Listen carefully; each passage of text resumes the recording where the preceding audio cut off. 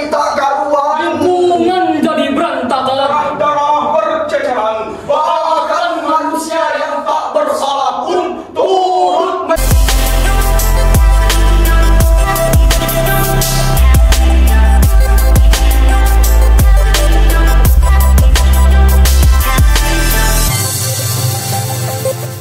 Assalamualaikum warahmatullahi wabarakatuh.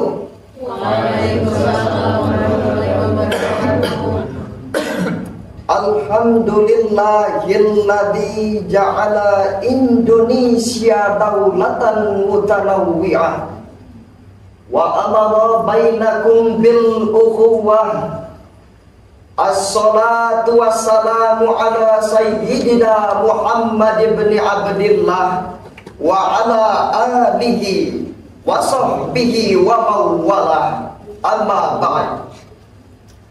Dewan juri yang kami hormati, hadirin ma'asyiral muslimin wa zumratal mu'minin rahimakumullah. Menurut data Badan Pusat Statistik Nasional, pada tahun 2020 terdapat lebih dari 1.300 suku bangsa, 700 bahasa, dan 17.024 pulau. Data tersebut menunjukkan bahwa Indonesia merupakan negara yang hidup dalam keanekaragaman. Hal ini merupakan rancangan dan ketetapan dari Allah Subhanahu wa Ta'ala yang harus kita jadikan sebagai rahmat. Sebab Rasul bersabda, al-ikhtilafu baina ummati rahmah. The difference among my ummah is grace. Perbedaan yang ada pada umatku adalah suatu rahmat. Namun sayang hadirin, saat ini keragaman yang ada di Indonesia seringkali menimbulkan konflik-konflik yang disertai dengan kekerasan. Seperti pada tahun 2017, terdapat kericuan antara Front Pembela Islam dengan Gerakan Masyarakat Bawah Indonesia di Provinsi Jawa Barat. Kemudian pada tahun 2019 terdapat konflik besar antara Papua dan Papua Barat yang disebabkan oleh beberapa faktor, dan masih banyak lagi konflik-konflik lainnya. Akibat konflik tersebut hadirin, banyak warga menjadi korban. masyarakat tewas mengenaskan, rumah-rumah kebakaran, Suasana jadi tak karuan, lingkungan jadi berantakan, darah berceceran, bahkan manusia yang tak bersalah pun turut menjadi sasaran. Betul hakim. Padahal Islam datang dengan perdamaian, kasih sayang dan persaudaraan. Untuk itu, Persatuan dan kesatuan modal utama dalam pembangunan adalah tema yang akan kami syarahkan pada kesempatan kali ini dengan landasan Al-Quran Surah Al-Hujurat ayat 10. A'udzubillahi minasyaitonirrajim. Bismillahirrahmanirrahim.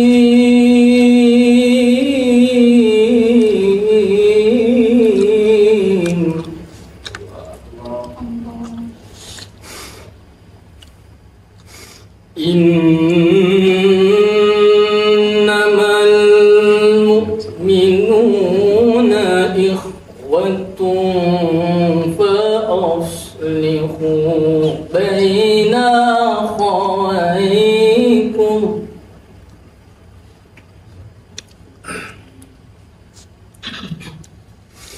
Fa aslihu baina akhawaykum wattaqullaha la'allakum turhamun. hamba berlindung di bawah kuasa Allah dari usikan setan yang terkutuk dengan menyebut nama Allah yang Maha Pengasih lagi Maha Penyayang. Sesungguhnya orang-orang beriman itu bersaudara.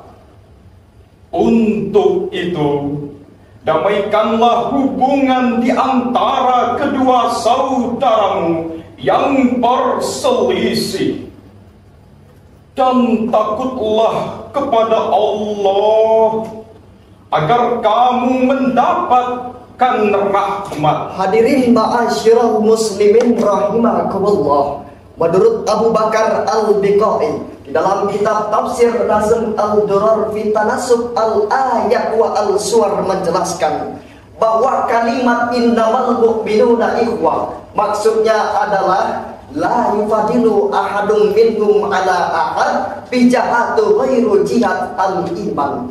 Tidak ada yang lebih diunggulkan dari satu pribadi dengan pribadi lainnya selain dari sisi iman. Dari penjelasan tersebut hadirin, imanlah modal utama dalam persatuan dan kesatuan sehingga dapat terciptanya pembangunan yang maksimal. Bahkan jika kita saling membantu dan menjaga hubungan baik antar sesama, maka Allah sendirilah yang akan langsung membantu hajat kita semua, yakni membangun pembangunan bangsa sesuai dengan kehendak Allah Subhanahu wa Ta'ala. Lalu, bagaimanakah persatuan dan kesatuan kita saat ini hadirin? Pada dasarnya, semangat persaudaraan, persatuan dan kesatuan sudah seringkali dinampakkan di berbagai macam media elektronik dan media cetak, seperti saling menolong, saling menghormati, saling menghargai, dan bertoleransi. yang tua menyayangi yang muda menghormati yang tua, serta saling mencintai karena Allah Subhanahu wa Ta'ala.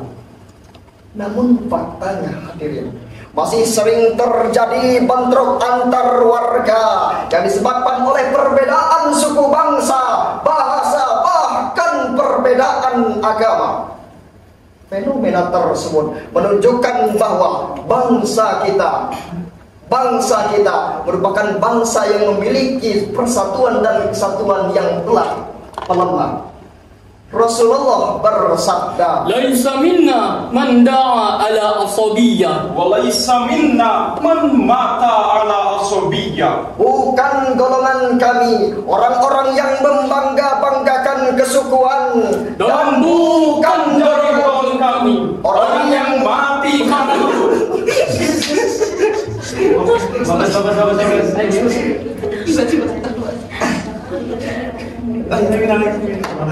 Rasul bersabda, laisa minna man da'a ala asabiyyah, Wa laisa minna man mata ala asabiyyah. bukan dari golongan kami orang-orang yang membangga-banggakan kesukuan, Dan bukan dari golongan kami orang yang mati karena membela, mempertahankan dan memperjuangkan kesukuan. Hadirin ma'asyiral muslimin rahimakumullah. Demi terwujudnya persatuan dan kesatuan, demi terwujudnya pembangunan yang maksimal, maka langkah utama yang harus dilakukan yakni bersikap tasamuh, bertoleransi antar sesama, kemudian tawasud, bersikap moderat dalam berpikir, serta tawazun, bersikap seimbang dalam merespon keadaan. Hadirin, jikalau ketiga sikap ini kita aplikasikan, maka kami yakin bahwa bangsa Indonesia tidak akan sedikit pun mengalami kesulitan dalam pembangunan, baik dari sumber daya alam maupun sumber daya manusianya. Kemudian muncul pertanyaan hadirin, bagaimanakah persatuan dan kesatuan di Indonesia ini seringkali mudah terprovokasi untuk melakukan kekerasan? Bukankah agama sebagai modal utama dalam bersikap sosial seperti ini? Atau kita yang sudah mulai lupa bahwa Allah Subhanahu wa Ta'ala telah memberi gambaran untuk bersatu padu. Namun faktanya hadirin, masih sering terjadi bentrok-bentrok antar warga, baik di daerah-daerah mau demi menjawab dan menjadi bahan renungan kita semua. Mari kita dengarkan firman Allah dalam Al-Quran surah Ali Imran ayat 103. واعتصموا بحبل الله جميعا ولا تفرقوا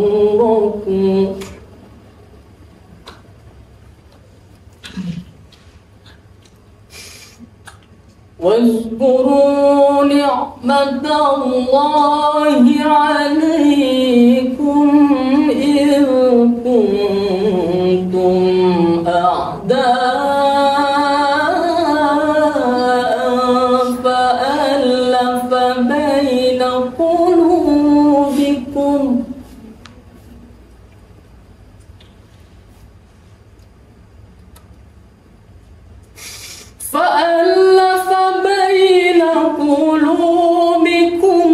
فأصبحتم بنعمته إخوانا وكنتم على شفا حفرة من النار فأنقذكم منها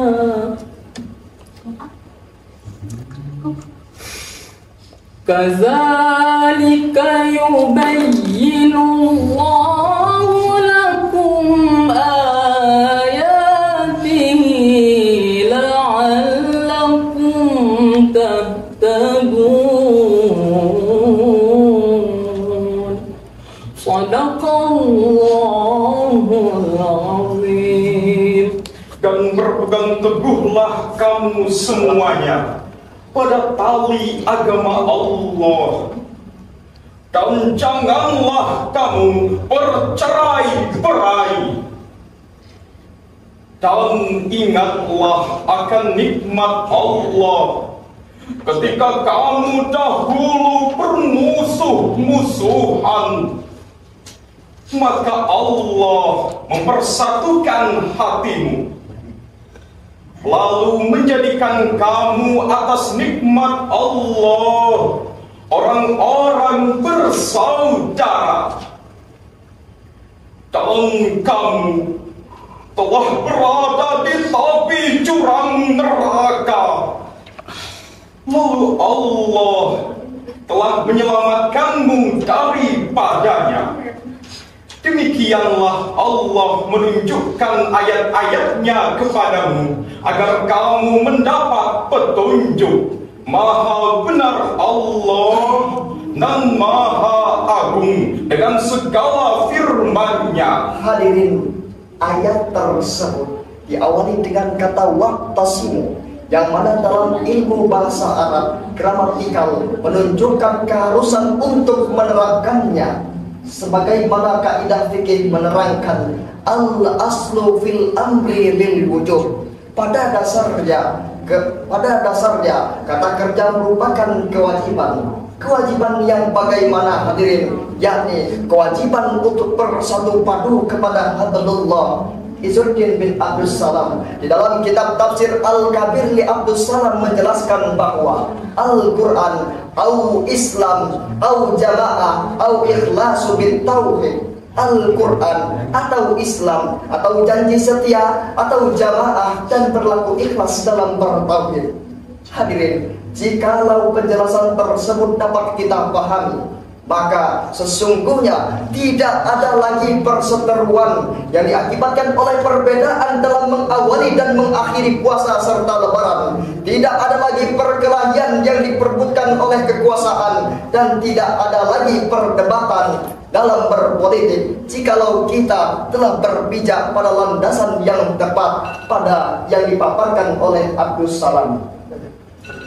Hadirin rahimakumullah, untuk itu dapat disimpulkan bahwa untuk membentuk persatuan dan kesatuan dapat diterapkan dengan sikap saling menghormati, menghargai dan bertoleransi. Sebelum ditutup, simak pantun dari kami. Capres dan cawapres telah ditentukan. Pastikan pilihan, hindari perselisihan. Agar persatuan dan kesatuan menjadi modal pembangunan, Mari kita jaga persaudaraan dalam bingkai kebinekaan. billahi taufiq wal hidayah. Wassalamualaikum warahmatullahi wabarakatuh.